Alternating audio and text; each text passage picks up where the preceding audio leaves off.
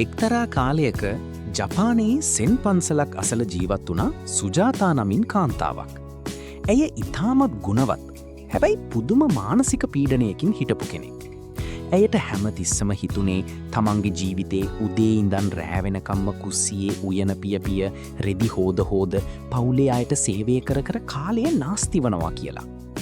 දවසක් ඇය පන්සලේ වැඩවිසූ සෙන් ගුරුතුමෙක් හමු වෙලා මෙහෙම ඇහුවා. ස්වාමීනි, මට මේ සංසාරයෙන් ඈතර වෙන්න ඕනි. හැබැයි මට භාවනා කරන්න වෙලාවක් නැහැ. මං හැමතිස්සම කුස්සියේ හිර වෙලා ඉන්නේ.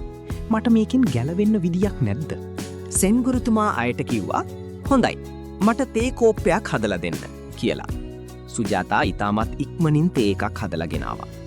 ගුරුතුමා තේ කෝප්පය අතට අරගෙන ඒකට තේ වත් කරන්න පටන් ගත්තා. කෝප්පය පිරුණා, හැබැයි ගුරුතුමා නතර කළේ නැහැ. තේ වතුර කෝප්පයෙන් පිටාර ගිහින් බිමට හැලෙන්න ගත්තා. සුජාතා පුදුම වෙලා කෑ ගැහුවා, ස්වාමීනි නතර කරන්න, කෝප්පේ පිරීලා ඉවරයි. එතකොට ගුරුතුමා hina වෙලා මෙහෙම කිව්වා, සුජාතා, ඔබේ මනසත් මේ කෝප්පය වගේමයි. ඒක සංවලින් පිරීලා තියෙන්නේ. ඔබ කුස්සියේ ඉන්නේ ඔබේ ශරීරයෙන් විතරයි. හැබැයි ඔබේ මනස තියෙන්නේ මේක මගේ වැඩක්, ඇයි මම විතරක් මේවා කරන්නේ, මේ දේවල් මට බරක් කියන ඒ තද කරගත්ත උපාදාන ඇතුළේ. ඔබ කුස්සියෙන් නිදහස් වෙන්න ඕනේ නැහැ. ඔබ නිදහස් වෙන්න ඕනේ මගේ කියලා අල්ලගත්ත සිතුවිලි වලින්. මිතුරනි, මේ කතාවෙන් අපිට දෙන පණිවිඩය ඉතාමත් ගැඹුරුයි. අපේ හෙළබුදු දහමේ පෙන්වා දෙන ආකාරයට අනිච්ච කියන්නේ අපිට ඕන විදිහට පවත්වන්න බැරි ස්වභාවයයි. සුජාතා පීඩාවින්දේ කුස්සියේ වැඩ නිසා නෙවෙයි. ඊ වැඩ ටික ඇයට ඕන විදිහට, ඇගේ කැමැත්තට අනුව සිද්ධ නොවෙන නිසයි. ඒක තමයි අනිච්ච.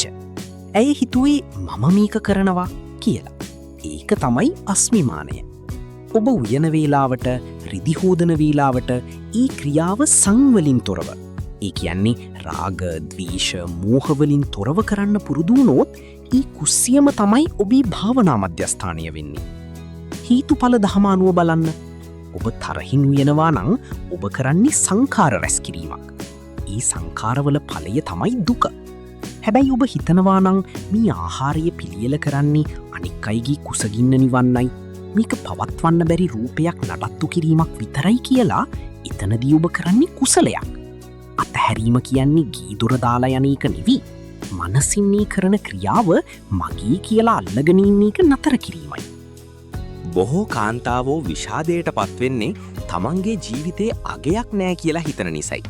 හැබැයි මතක තබා ගන්න, ඔබ මේ කරන සේවය අසාර බව, ඒ කියන්නේ මේ කිසිම දෙයක සදාකාලික වටිනාකමක් නැති බව නුවණින් දකින ගමන්ම ඒ මොහොතේ ඔබේ වගකීම ඉටු කරනවා නම් එතන තියෙන්නේ පුදුමාකාර නිදහසක්.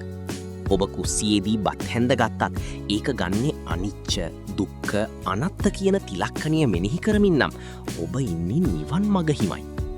ඉතින් ආදරණීය මෑණියනි, සහෝදරියනි, අද සිට ඔබේ ගෙදර දොරේ වැඩ දෙස අලුත් විදිහකට බලන්න. ඒ වැඩ ඔබව හිර කරන දම්වැල් නෙවෙයි, ඒවා ඔබේ මනස පුහුණු කරන උපකරණ විතරයි. ඔබ ඔබේ මනස ඇතුලේ තියෙන ඒ පැවැත්මේ ආශාව, හෙවත් තණ්හාව අතහරින දවසට ඔබට දැනීවි ඔබේ නිවසම නිවන් පුරයක් වගේ සැහැල්ලු වෙලා තියෙනවා කියලා. මේ ගැඹුරු දහම් කරුණු ඔබේ ජීවිතයට ගලපා ගන්න උත්සාහ කරන්න. මේ වීඩියෝ එක ගැන ඔබේ අදහස් පහලින් කමෙන්ට් කරන්න. තවත් කාන්තාවකට මේ පණිවිඩය ඇහෙන්න සලස්වන්න. ජය වේවා.